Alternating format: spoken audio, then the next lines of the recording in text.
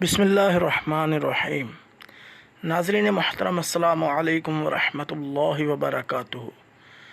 अबू इसहाक़ इब्राहीम बिन अदहम 718 ईस्वी में बलख, जिसे आजकल अफ़ग़ानिस्तान कहा जाता है, पैदा हुए। आपके वालिदैन का ताल्लुक़ कूफ़ा से था, जिसे आजकल इराक़ कहा जाता है। तारीख़ दानों के मुताबिक आपका शजरा नसब हज़रत इमाम हुसैन इब्न अली रदियल्लाहु तआला अन्हो से जा मिलता है, लेकिन बाज़ रवायात के मुताबिक आपका शजरा नसब हज़रत उमर फ़ारूक हज़रत उमर बिन ख़त्ताब रदियल्लाहु तआला अन्हो से मिलता है। इब्राहीम बिन अदहम के वालिद बुखारा शहर के सुल्तान थे। उनके बाद सुल्तान का ताज आपके सर पर सजाया गया। आपको ख़रीदारी करना, कीमती लिबास पहनना, तरह तरह के लजीज खाने खाना, दूसरों की दावत करना, कीमती जानवर पालना, शिकार करना पसंद था। आपका ख़्याल था कि मैं जो चाहूँ कर सकता हूँ, लेकिन उसके साथ साथ इब्राहीम बिन अदहम के दिल में कहीं कोई कसक, कोई खला बाकी था जो आपको बेचैन किए रखता था। एक बार उन्होंने अपने महल में एक बहुत बड़ी दावत का अहतमाम किया, जिसमें बहुत सारे लोगों को, मुअज़्ज़िज़ीन शहर को, मुअज़्ज़िज़ीन सल्तनत को मदऊ किया गया। इन अफराद में एक अजनबी भी आपकी महफ़िल में शामिल हुआ, जिसे कोई भी नहीं जानता था। इसकी जिसामत ऐसी थी कि किसी दरबारी, किसी वज़ीर, मशीर या किसी दरबान को जुर्रत नहीं हुई कि उसे रोक सके। हर कोई उसके सामने बेबस नज़र आ रहा था।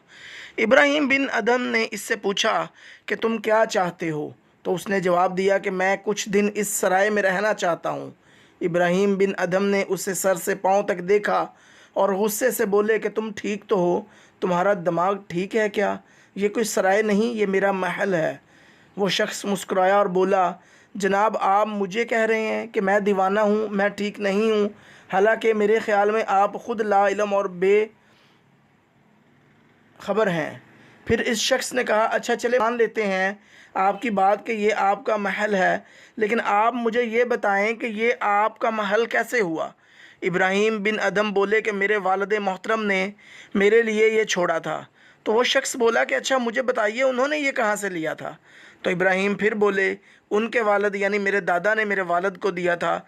वो शख्स बोला कि ये महल आपको, आपके दादा को किसने दिया था? तो इब्राहीम बिन अदहम बोले कि फ़लाँ ने, इन्हें फ़लाँ ने और इन्हें फ़लाँ ने। वो शख्स बोला कि अच्छा ये बताइए, ये तमाम लोग जो आपके ख़्याल में इस महल के मालिक थे, वो महल में मौजूद हैं? तो इब्राहीम बिन अदहम ने कहा, ये कैसी बात कर रहे हो? वो अपने अपने वक़्त पर दुनिया से रुखसत हो गए। तब इस शख्स ने जवाब दिया, तो आपका मतलब है कि वो कुछ अरसा इस महल में रहे और फिर चले गए, और ये सिलसिला चलता जा रहा है। आ रहे हैं, कुछ अरसा रहते हैं और वापस चले जाते हैं। तो जनाब, ये सराय ही हुआ ना? इस शख्स की ये बात सुनकर इब्राहीम बिन अदहम पर सन्नाटा छा गया। आप चुप हो गए और एक लफ्ज़ भी मुंह से ना बोल सके। इस गुफ्तगू के बाद अजनबी शख्स महल से चला गया, लेकिन इस वाक़या के बाद आप गोशा नशीं हो गए और अपने आप को दीन मुस्तफ़ा सल्लल्लाहु अलैहि वसल्लम के लिए वक़फ़ कर दिया। और फिर दुनिया ने देखा कि आपका शुमार खुदावंद बारी ताला ने अपने बरगुज़ीदा बंदों में कर लिया। इस वाक़या से ये सबक मिलता है हमें कि ये दुनिया आर्जी है, लेकिन अफसोस है हम दिल लगा बैठे हैं। हमारे पास जो कुछ भी है, मालो दौलत, इज़्ज़त और शोहरत, सिर्फ़ और सिर्फ़ अल्लाह तबारक व तआला की अता करदा है। एक दिन हमने भी ये सब कुछ छोड़कर अपने खालिक़ हकीकी से जा मिलना है।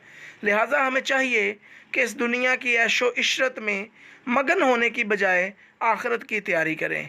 अल्लाह ताला हम सब को अमल की तौफ़ीक़ अता फ़रमाए। अस्सलामु अलैकुम व रहमतुल्लाहि व बरकातुहू।